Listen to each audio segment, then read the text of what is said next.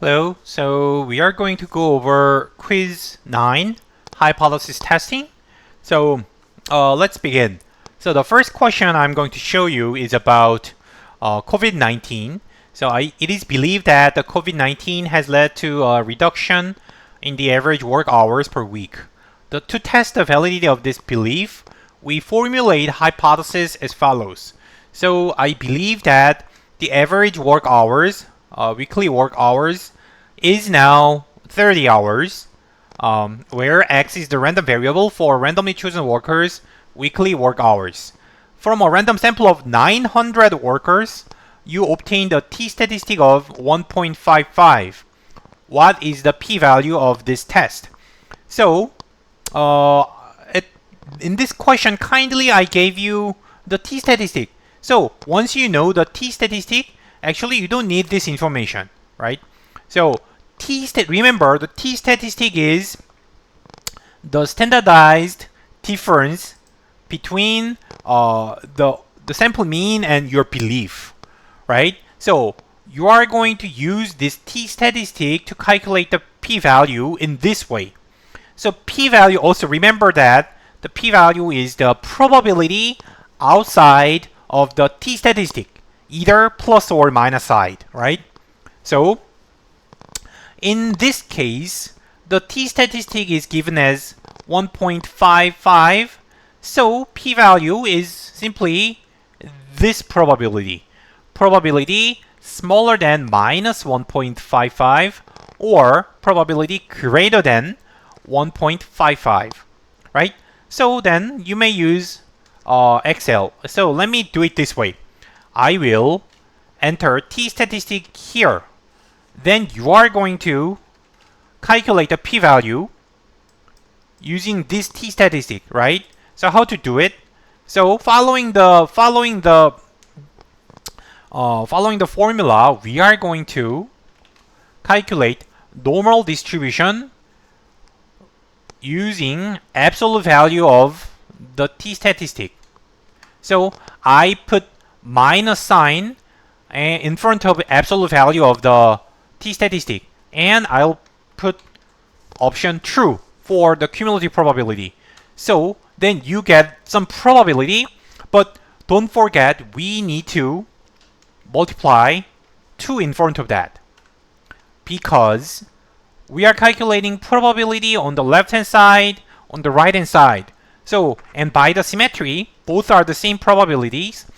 So we just need to calculate one of them. It is cumulative probability, so this part is easier to calculate.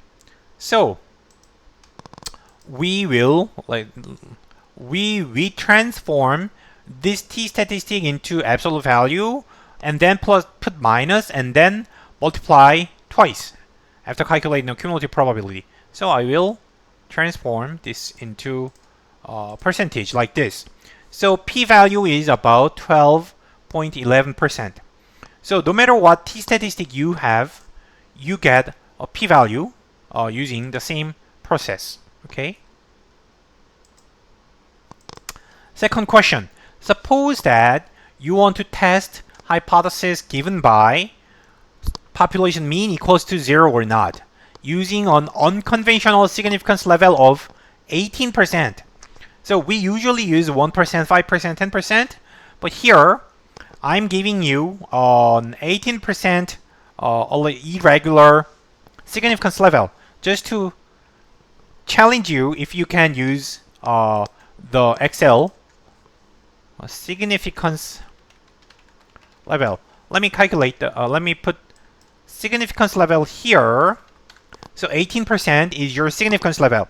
And remember, by significance level, you mean you are willing to reject 18% of innocent belief, right?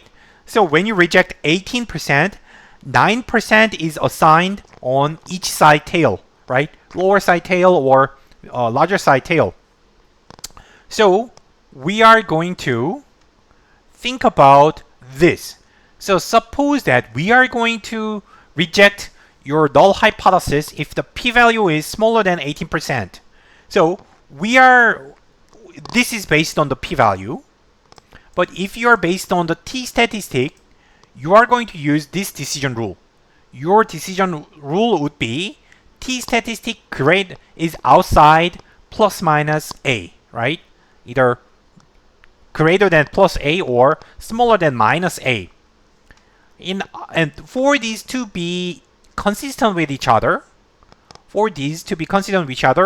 we need to have this. So probability greater than plus a and probability smaller than minus a must sum to 18%. Exactly, this is what I said. You are rejecting 18% and half of the probability must be on each side. And by the symmetry, we know larger on the right side tail 9%, lower side tail 9%. And we only need to find a that satisfies this equation. How do we find it? We need to find a cumulative probability form. So you may use just minus a as a cumulative probability, but you may also use probability z smaller than a is 91%. Because greater than a is 9%, so smaller than a should be 91%. That means if you have a significance level, first I will divide it by half and subtract from 1. So then you get a cumulative probability. And then you use normal distribution, standard normal inverse function to obtain this. Then your threshold is obtained. I will just round to a second decimal place. So this number is your threshold for the t-statistic. If you make a decision based on a t-statistic, then your rule will be like this, and this value, the threshold value, is given by 1.34. Okay, so this is what we learned from like chapter 7, right? Okay, so the next question. Now we are going to think about critical value. In the first two questions, we tried p-value and t-stat approaches, and now we will think about critical value. Suppose that you want to test hypothesis given by the population mean equals to 7 or not. And using an unconventional significance level again to challenge you, 12%. Your data consists of 100 observations and the standard deviation is known to be 3, right? I gave you sample size and standard deviation, but I didn't tell you the sample average because that is not necessary to calculate the critical value. So find the decision rule based on the critical values. The basic idea is you are going to calculate the critical value around 7. You believe that the true mean is 7, but it cannot be exactly 7, so you have to set some margin for the random error. So you are going to add 7 plus minus something. So mu 0 is 7, and you are going to plug in standard deviation as here, 3 here, and 100 for n. And then what remains is this part. That's the only unconventional part. So this is exactly what we have done in the previous question.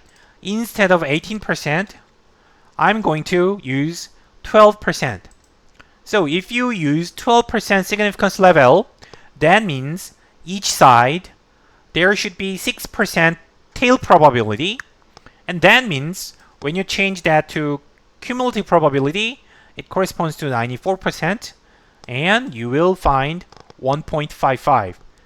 It is interesting that this number was used here, right? When you use it is, changing between probability and normal distribution value. So we are moving between the standard normal distribution, probability, and value, right?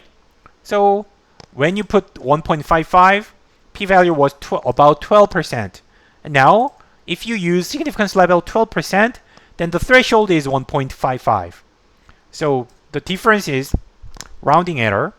And so we happen to have like mirror image questions, right? Okay, so we reviewed the basic process to calculate p-value, t-statistic, and critical value. Okay, so then let's start applied questions. An inventor has developed a new energy-efficient lawnmower engine. He claims that the engine will run continuously for 300 minutes on a single gallon of regular gasoline. From his stock of engines, the inventor selects a random sample of 100 engines for testing. The engines run for an average of 293 minutes, which is 3 minutes lower than he claims, with a standard deviation of 15 minutes. The null hypothesis is that the mean runtime is 300 minutes, and the alternative is that the runtime is not 300. At different levels of significance, what is the result of the hypothesis test? So in your quiz, you are going to have multiple choices. So you have to choose the correct result, whether you reject or not. Okay.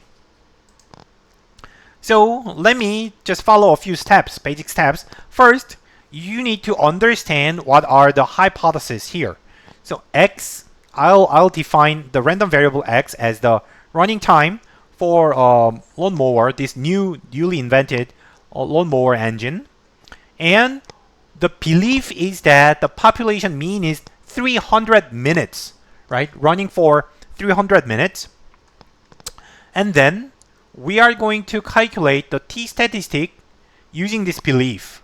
So t-statistic requires the sample average, difference between the sample average and your belief, and then also need the standard deviation and sample size because you need standardization, right?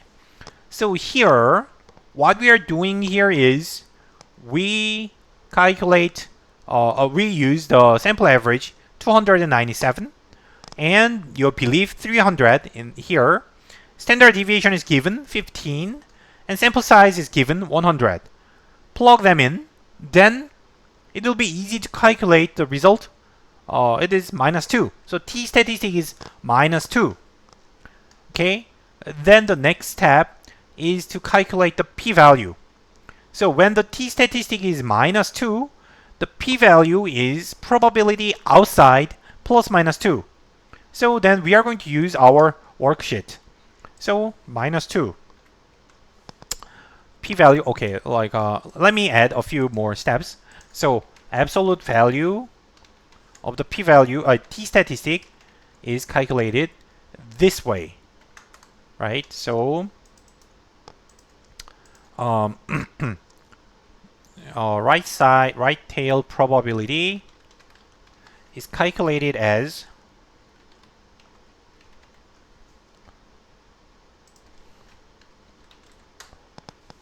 like this, and then p-value is 2 times this. These are the steps we just used in the earlier question. So anyhow, if you plug in the t-statistic, what you're going to do is you make sure it is positive for computation, and then you are calculating the right tail probability greater than 2 plus side of the t-statistic. And to calculate that, you need to take 1 minus the cumulative probability, because this is probability greater than 2, but when you use this formula, you are going to get probability smaller than 2, so you take 1 minus that. That is only one tail probability, so you have to multiply the same by 2, multiply the probability by 2, and you are going to get the p-value. So p-value is 4.5%. Okay? And then you should be able to make your decision whether you reject or not. So remember, the null hypothesis, your belief is rejected if the p-value is smaller than your significance level. But in this question, I didn't give you the significance level, but the significance level will be in your multiple choices. So look at the choices, and simply speaking, it is clear that if your the other way. So it's my typo. So if your significance level was greater than your p-value, this p-value would be rejected, right? This null hypothesis would be rejected. But if your significance level was smaller than this p-value, you are not going to reject your null hypothesis. So if significance level was 1%, your p-value is greater, so you don't reject. But if your significance level was 5 or 10%, then your p-value is lower, so you have to reject the null hypothesis. So this is how we make the decision based on the p-value. Once you have the p-value, decision is pretty straightforward. Okay. So the next question, which is exactly the same structure. The production manager of a company has asked for your assistance in analyzing a production process. This process involves drilling holes whose diameter must be have to be 2 inches. A random sample of 100 measurements had a sample mean of 1.99 inches, which means like 0.01 inches smaller, and a standard deviation of 0.1 inches. The null hypothesis that you are going to test is that the mean of drilling hole diameter is 2 inches. You believe the holes are correct, and find the p-value. So you have hypothesis, you have sample size, and sample mean, sample standard deviation, right? So basically you can do that. What is missing here is significance level, but that is not needed to calculate the p-value. So let me follow the same steps. First, declare the hypothesis you're testing. Your belief is that the mean equals 2. Mean of the diameter is 2 inches. And then calculate the t-statistic. Difference between the sample average and your belief is this one, minus 0.01. And standardize that using the standard deviation divide by square root of the sample size, right? Standard error is 0.01. So in the end, the t-statistic is minus 1. So your random error is like minus 1 from in the standardized scale. Okay. Then in step 3, p-value can be calculated as probability outside plus minus 1, which can be calculated using our worksheet. Then p-value is 31%, which is pretty high. So in the conventional significance level, with the typical significance level, you cannot reject the null hypothesis. Your null hypothesis is reasonable. Okay. Another question which is also similar. Think of a vending machine on campus. The vending machine has a coin collector that should be emptied regularly. In the past, the vending machine company emptied the coin collector every 14 days and recorded the weight of the coin collector when it is emptied. In the past 100 visits, the average weight of the coin collector was 23.5 pounds, and the standard deviation was 14, which is quite huge. Standard deviation is huge. If the coin collector is full, the vending machine is unusable, but emptying the collector is also an expense. The company finds that it is optimal to empty a coin collector when it weighs 200 pounds. The company wants to test the following hypothesis. Null hypothesis is that the mean weight of the coin collector emptied every 14 days is 20 pounds. So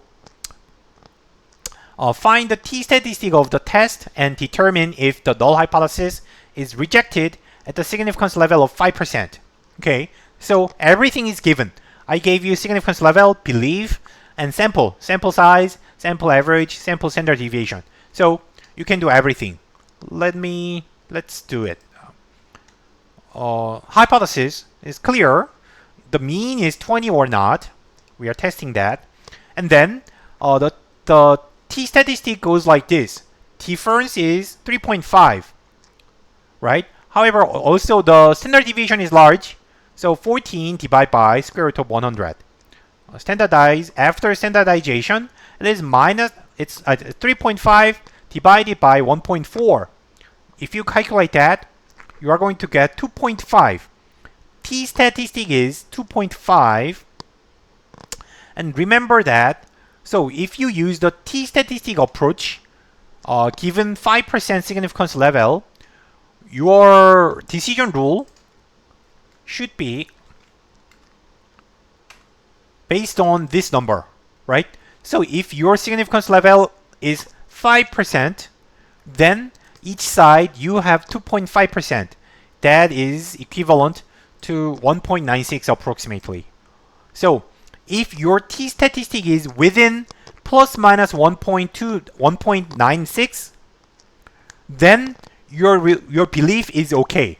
But if your t-statistic is outside of plus minus 1.96, you have to reject your belief, because t-statistic is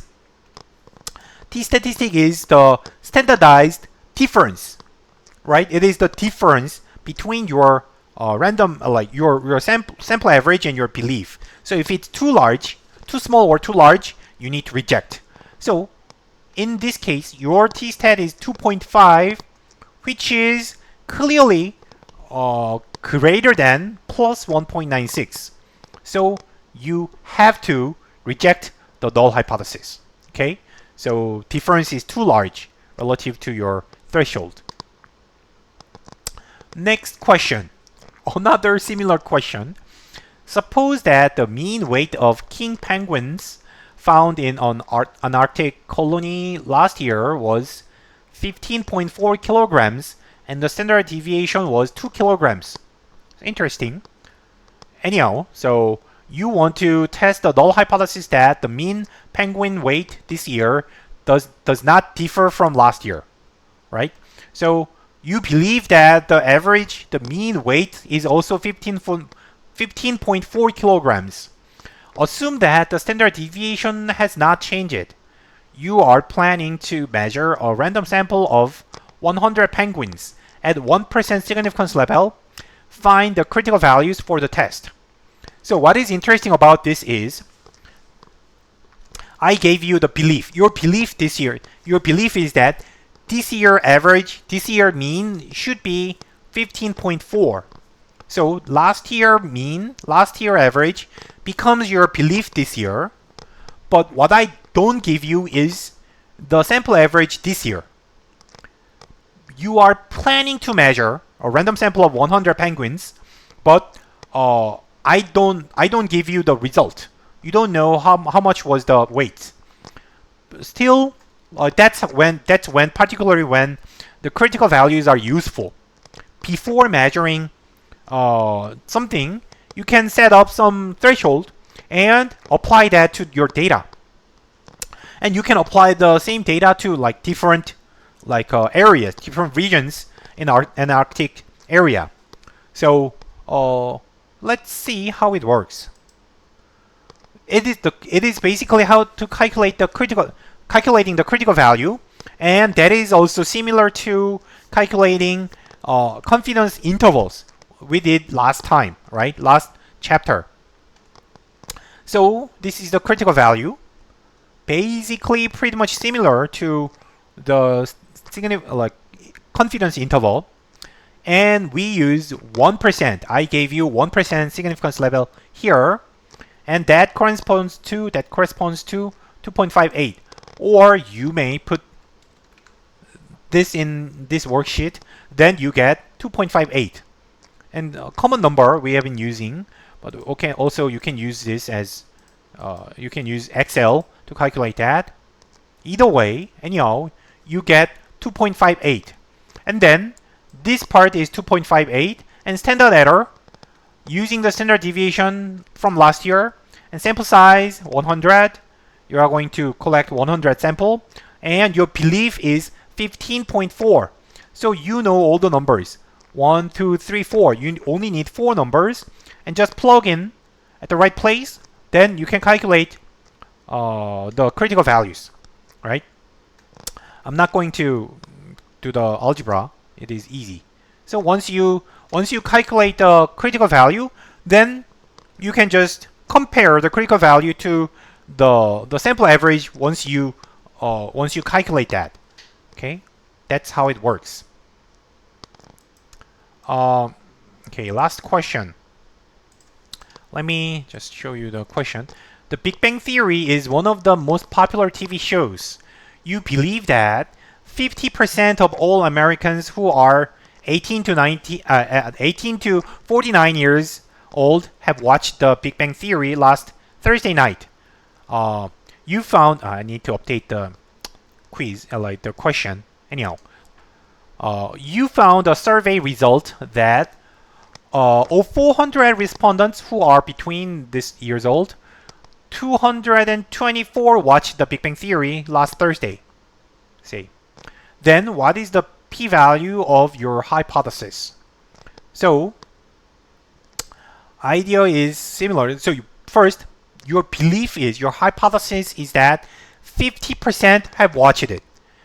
50% have watched the TV show, and your sample, in your sample, 224 out of 400 have watched it. So you are testing if your belief and your data are similar, consistent, or not. And as you may expect, this is about the binary distribution. What is unique, what is special in this question is the binary distribution thing. So, your hypothesis says probability of success is 50% in a binary distribution, right? And then that not only implies the mean equals 0.5, but also you have to understand that the standard deviation is also 0.5. Standard deviation is 0.5, and now you are comparing your belief to the data. In the data, your sample average is also the sample probability of success, which is 224 out of 400, which is 56%. So your data is 56%, your belief is 50%, and take the difference and standardize.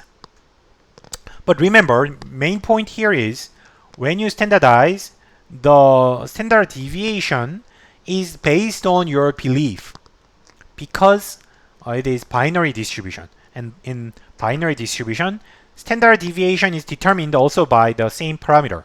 So you are going to use the belief in calculating the standard deviation. Otherwise, like from here, after that, everything is the same as before. So t-stat 56% minus 50%, and then standardize using the standard error, then you will get 2.4. 2.4 is the t-statistic. Then you may plug that in here. So if you put in the number, then your p-value is 1.64%. So p-value is quite small, right? Then I didn't give you the significance level, but that doesn't matter. It is not needed to calculate the p-value. So you may decide if you are going to reject or not.